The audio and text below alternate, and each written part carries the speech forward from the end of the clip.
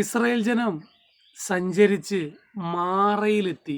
മാറയിലെത്തിയപ്പോൾ മാറയിലെ വെള്ളം അവർക്ക് കുടിക്കാൻ കഴിയാതെ വണ്ണം കയ്പായിരുന്നു. നമ്മുടെ ജീവിതത്തിലും കയ്പ് നിറഞ്ഞ അനുഭവങ്ങൾ, ഒരു രീതിയിലും മുന്നോട്ട് പോകാൻ പറ്റാത്ത, ഒരു രീതിയിലും അനുഭവിക്കാൻ പറ്റാത്ത രീതിയിൽ കയ്പ് നിറഞ്ഞ അനുഭവങ്ങൾ നമ്മുടെ ജീവിതത്തിലുണ്ടാകും.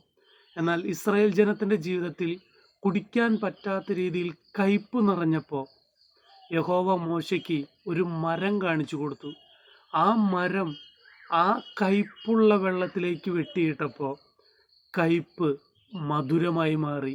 എന്നെ കേട്ടുകൊണ്ടിരിക്കുന്ന പ്രിയരെ, നമ്മുടെ ജീവിതത്തിൻ്റെ കയ്പിൻ്റെ അനുഭവം മാറാൻ ദൈവം നമുക്ക് കാണിച്ചു തരുന്ന ജീവനുള്ള വൃക്ഷമാണ് കർത്താവായ യേശു ക്രിസ്തു. അവൻ നമ്മുടെ കയ്പിനെ മാറ്റാൻ കാൽവറി ക്രൂശിൽ കയ്പ് വെള്ളം കുടിച്ചു.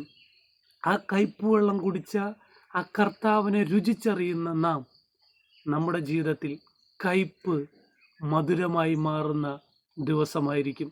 അതെ, കയ്പിനെ മാറ്റാൻ യഹോവ കാണിച്ചു കൊടുത്ത മരം വെട്ടിയിട്ടപ്പോൾ മാറയിലെ വെള്ളം, കയ്പ് നിറഞ്ഞ വെള്ളം മധുരമായി മാറിയെങ്കിൽ, ഈ സന്ദേശത്തിലൂടെ നമ്മുടെ ജീവിതത്തിൻ്റെ കയ്പ് മാറ്റാൻ കരുത്തുള്ള കർത്താവിനെ രുചിച്ചറിയാൻ നമുക്ക് മനസ്സുണ്ടെങ്കിൽ, ഇന്ന് അനുഭവിക്കുന്ന കയ്പിൻ്റെ അനുഭവം ഉണ്ടല്ലോ, വേദനയുടെ, ദുഃഖത്തിൻ്റെ, പ്രയാസത്തിൻ്റെ, ഇനി എങ്ങനെ മുന്നോട്ട് പോകുമെന്നറിയാതെ നീറുന്ന ആ അവസ്ഥയിൽ നിന്നും കാൽവറി ക്രൂശിൽ നമുക്ക് വേണ്ടി മരിച്ച യേശു കർത്താവ് പരിഹാരകനായി ഇറങ്ങി വരും. അതെ, ആ കാൽവറി ക്രൂശിലൂടെയുള്ള യേശു കർത്താവിൻ്റെ രക്ഷ അനുഭവിച്ച് ജീവിതത്തെ മധുരമാക്കാൻ ദൈവം നമ്മെ സഹായിക്കട്ടെ. God bless you.